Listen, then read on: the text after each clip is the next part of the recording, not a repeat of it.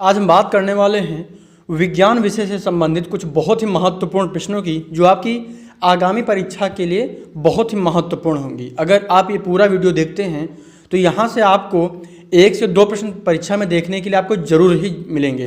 चलिए वीडियो को शुरू करते हैं। अगर आप चैनल पर नए हैं तो सब्सक्राइब जरूर करिएगा और इस वीडियो को पूरा जरूर देखिएगा। चलिए वीडियो को शुरू करते हैं। हमारा पहला प्रश्न है, मानव शरीर की सबसे बड़ी ग्रंथि का नाम बताइए और उसका कार्य लिखिए। उत्तर होगा, मानव शरीर की सबसे बड़ी ग्रंथि का नाम यकृत या लीवर है और इससे पित्त रस का स्राव होता है। और आमाशय क्या किसे कहते हैं, आमाशय क्या होता है, ये आपसे प्रश्न बन सकता है। एक ही प्रश्न को कई तरह से पूछा जा सकता है, इस बात को ध्यान में रखकर आप तैयारी करिएगा। किसी भी प्रश्न को जब आप पढ़िएगा तो ध्यान से पढ़िएगा, उसके बारे में जानकारी रखने का प्रयास करिएगा, जानकारी करने का प्रयास करिएगा।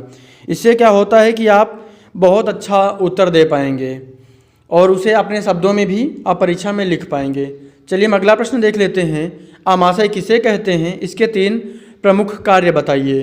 हो सकता है आमाशय के 3 प्रमुख कार्य बताइए, तो ये भी आपसे पूछा जा सकता है और यहाँ से 2 प्रश्न बन सकते हैं, तो दोनों को भी आप याद रखिएगा।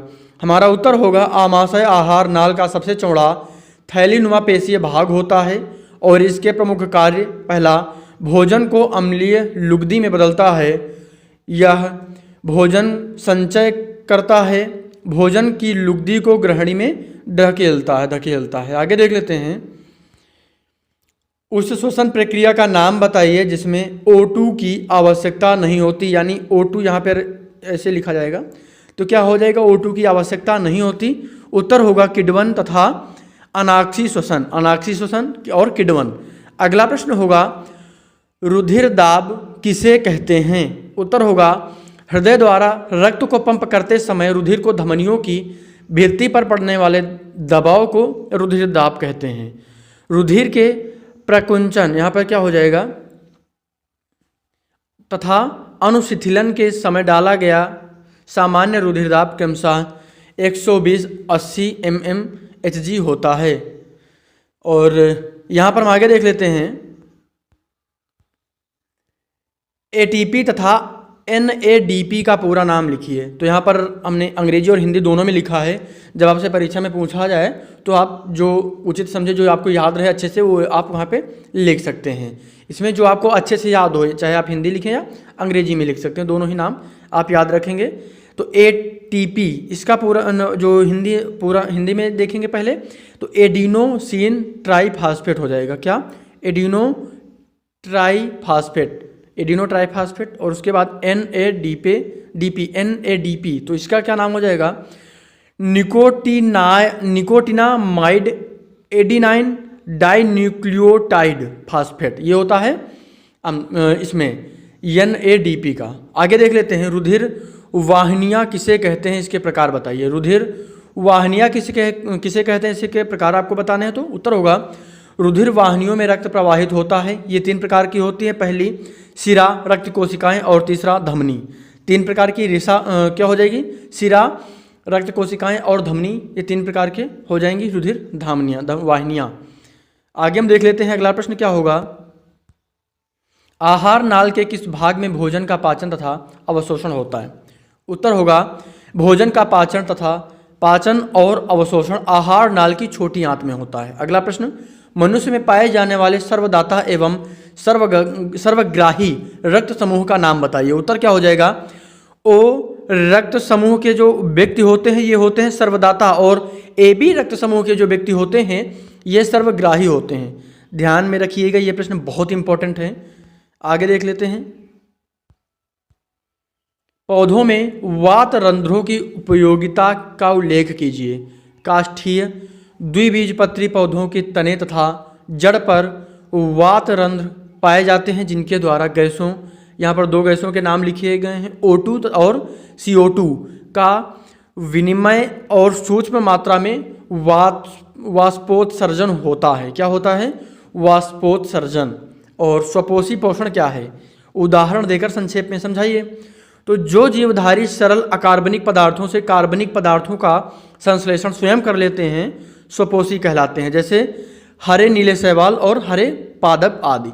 आगे देख लेते हैं अगला प्रश्न, विटामिन डी की कमी से होने वाले दो रोग का नाम बताइए। तो रिकेटस और ऑस्ट्रियोमैलेशिया। और मेढक तथा मनुष्य के हृदय में कितने वेश्म पाए जाते हैं?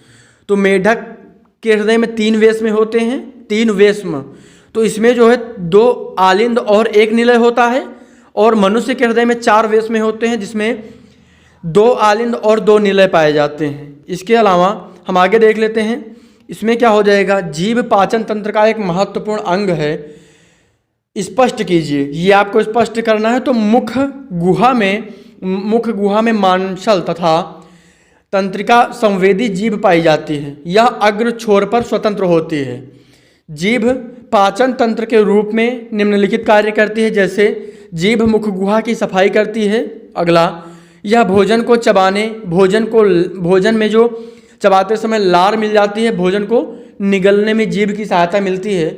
आप स्वाभाविक रूप से भी इसको सोच सकते हैं, जब हम खाते हैं, कोई भी खाना मुंह में रखते हैं, उसको चबाते हैं, उसके बाद ही चबाते समय लार निकलती है, उसके बाद जो पूरा खाना हमारा जो है लुगदी नुमा रूप में बदलता है और अंदर चला जाता है और निगल लेते हैं।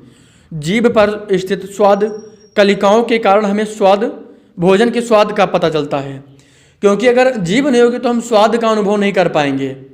आगे हम देख लेते हैं अगला प्रश्न, संतुलित आहार से आप क्या समझते हैं? उत्तर होगा, भोजन में पाए जाने वाले विभिन्न पोषक तत्वों का कार्य भिन्न भिन्न होता है। भोजन में विभिन्न पोषक तत्वों का उचित अनुपात शारीरिक वृद्धि, मानसिक विकास और रोग प्रतिरोधक क्षमता को बनाए रखता है। यानी हम कह सकते हैं विभिन्न खाद्य पदार्थों से बना आहार जो शरीर को सभी आवश्यक पोषक तत्व उचित मात्रा में उपलब्ध कराता है, वह संतुलित आहार कहलाता है, संतुलित आहार कहा जाता है। हम आगे देख लेते हैं अगला प्रश्न क्या होगा, मस्तिष्क के कितने भाग होते हैं? अनैच्छिक क्रियाएं जैसे रक्तदाब, लार आना तथा वमन किस भाग से नियंत्रित होता है? उत्तर होगा, मस्तिष्क के 3 भाग होते हैं, अग्र मस्तिष्क, मध्य मस्तिष्क और पश्च मस्तिष्क। अनैच्छिक क्रियाओं का नियंत्रण मेडुला ऑब्लांगेटा में स्थित केंद्रों द्वारा होता है। हम देख लेते हैं अगला प्रश्न, दीर्घ दीप्तिकाली तथा अल्प दीप्तिकाली पौधों में अंतर बताइए। यहाँ पे पहला प्रश्न जो इसका उत्तर है, पहला है दीर्घ दीप्तिकाली पौधों को पुष्पन के लिए निर्णायक दीप्तिकाल से अधिक प्रकाश की आवश्यकता होती है। अल्प यहाँ पर पहला हो गया और दूसरा है अल्प। तो अल्प दीप्तिकाली पौधों को पुष्पन के लिए निर्णायक दीप्तिकाल से कम प्रकाश की आवश्यकता होती है। अगला प्रश्न, पादप हार्मोन एथिलीन के 2 प्रभाव आपको बताना है। अगर आपसे पूछा जाता है प्रभाव बताइए तो भी आप यहाँ पे लिख सकते हैं इस प्रश्न का उत्तर 2 ही, और अगर आपसे कहा जाता है 2 तो 2 ही, दोनों में तो यहाँ पर मैंने 2 आपको बता ही दिए हैं। तो यहाँ पर पहला हो जाएगा प्रभाव, यह सामान्यतः वृद्धि रोधक का कार्य करता है, और दूसरा पादप हार्मोन एथिलीन फलों को पकाने में सहायक होता है। तो ये कुछ बहुत ही महत्वपूर्ण प्रश्न थे आपकी आगामी बोर्ड परीक्षा को लेकर विज्ञान विषय से संबंधित कक्षा 10 के लिए। उम्मीद करता हूँ ये वीडियो आपको पसंद आया होगा। अगर पसंद आया है तो लाइक जरूर करिएगा, और बोर्ड परीक्षा से संबंधित कोई कमेंट है आपके मन में तो नीचे कमेंट बॉक्स में ज़रूर लिखें। और इसके अलावा बोर्ड परीक्षा से संबंधित कोई अन्य कमेंट है किसी विषय को लेकर या परीक्षा से संबंधित, तो बेझिझक कमेंट करिएगा। अगर वीडियो अच्छा लगा हो तो लाइक जरूर करिएगा वीडियो को, और चैनल को सब्सक्राइब जरूर करिएगा। मिलते हैं अगले वीडियो में। वीडियो को पूरा देखने के लिए आपका बहुत बहुत धन्यवाद।